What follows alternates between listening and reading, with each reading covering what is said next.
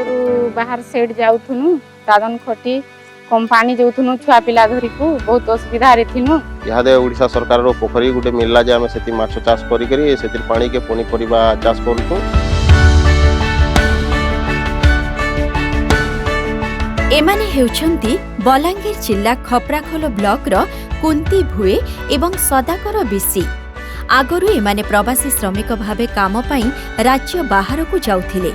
एबे राज्य सरकारक सहयोगरे निज अंचल रे सेमानकु जीविका मिली पारिछि।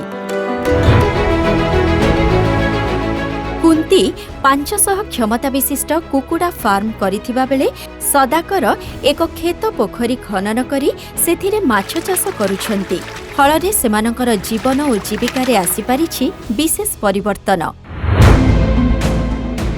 कर्म अन्वेषण रे ओडिशारू श्रमिक माने अन्य राज्य को जीवा एक स्वाभाविक प्रक्रिया होइथिले मध्य सेमानंकु निज अंचल रे स्थायी जीविका जोगाई देबा उपरे प्राथमिकता देउछंती राज्य सरकार। एहारी अधीन रे कृषि खेत पोखरी माछ चाष छेली और कुकुड़ा पालन आदि जीविका लागि सेमानंकु प्रोत्साहन दिया जाउछि। एहा सहित सेमानंकु दक्षता विकास तालीम मध्य दिया जाउछि। फलरे सेही प्रवासी श्रमिक भाई भौणी माने आज निज अंचल रे अधिक रोजगार सुजोग पाई पारुछंती। मते ओडिशा सरकार छेली 10 पट दैछे सेतिरे मुई रोजगार करी चलु छा कुटुंब पोसु छा। सरकार को तरफ रु गुटे सहयोग मिलला जे कुकुड़ा फार्म सेतिरो आमे 500 बॉयलर करी करी भल लाभ मिलुछे। हमको ए सुविधा मिली थिबारु श्रीयुक्त मोहन चरण माझी को बहुत बहुत धन्यवाद।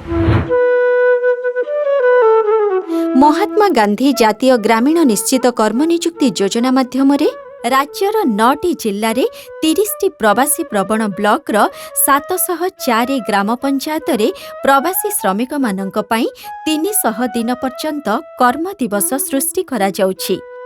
एमपीएनआरजेएस रे काम धंधा हमके जुगे दैछन रास्ता पोखरी चहला खुशी हिसाब रे हम काम कवर करी करी बाहर राज्य के नि जीवा सेतिर लागे कि हमर ओडिशा सरकार के बहुत बहुत धन्यवाद।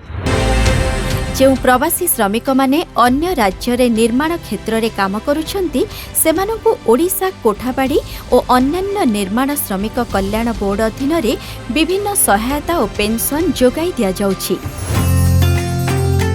प्रवासी श्रमिकंक जीविका सामाजिक सुरक्षा एवं कल्याण लागि विभिन्न पदक्षेप नेउछंती राज्य सरकार, जहा फलरे सेमानक भितरे आज भरिछि आत्मविश्वास और आनंद।